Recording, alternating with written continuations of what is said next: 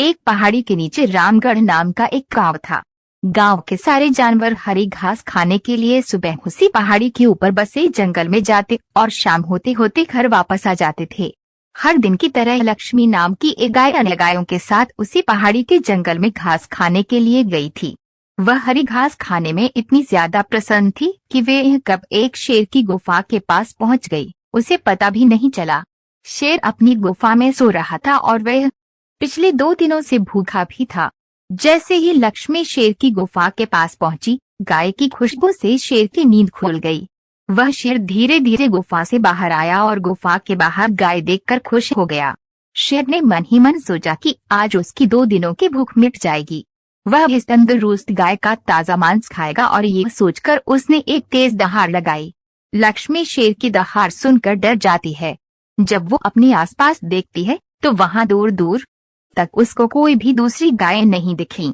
जब वो हिम्मत करके पीछे मुड़ी तो उसे सामने शेर खड़ा हुआ दिखाई दिया। उस शेर ने लक्ष्मी को देखकर फिर से दहाड़ लगाई है और लक्ष्मी से कहा, मुझे 2 दिनों से कोई शिकार नहीं मिल रहा था, मैं भूखा था। शायद इसलिए भगवान ने मेरा पेट भरने के लिए तुझे मेरे यहाँ पर भेजा है। आज मैं तुझे खाकर अपनी भूख मिटा लूंगा। शेर की बात सुनकर लक्ष्मी डर जाती है। वह रोते हुए शेर से कहती है, मुझे जाने दो, मुझे मत खाओ। मेरा एक छोटा बच्चा है जो अभी सिर्फ मेरा ही दूध पीता है और उसे घास खाना अभी तक नहीं आया है। लक्ष्मी की बात सुनकर शेर हंसते हुए कहता है, तो क्या मैं अपने हाथ में आए शिकार को ऐसे ही जाने दूं? मैं तो आज तुझे खाकर अपनी 2 दिनों की भूख मिटाऊंगा। शेर के ऐसा कहने पर लक्ष्मी उसके सामने रोने लगी और विनती करते हुए कहती है कि आज मुझे जाने दो, मैं आज अपने बछड़े को आखिरी बार दूध पिला दूंगी और उसे बहुत सारा प्यारा करके कल सुबह होते ही तुम्हारे पास आ जाऊंगी। फिर तुम मुझे खा लेना और अपना भूखा पेट भर लेना। शेर लक्ष्मी की यह बात मान जाता है और धमकी देते हुए कहता है कि अगर कल तू नहीं आई तो मैं तेरे गांव आऊंगा, फिर तुझे और तेरे बेटे दोनों को खा जाऊंगा। लक्ष्मी शेर की यह बात सुनकर खुश हो जाती है और शेर को अपना वचन देकर गांव वापस चली जाती है। वहां से वे सीधे अपने बछड़े के पास जाती है, उसे दूध पिलाती है और बहुत सारा प्यार करती है। फिर बछड़े को शेर के साथ हुई सारी घटना बताती है और कहती है कि उसे अब अपना ख्याल खुद ही रखना होगा।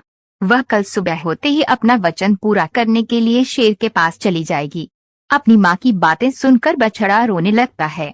दूसरे दिन सुबह होते ही लक्ष्मी जंगल की तरफ निकल जाती है और शेर की गुफा के सामने पहुंचकर शेर से कहती है, अपने वचन के अनुसार मैं तुम्हारे पास आ गई हूँ, अब तुम मुझे खा सकते हो। गाय की आवाज सुनकर शेर अपनी गुफा से बाहर निकल कर आता है और भगवान के अवतार में प्रकट होते हैं।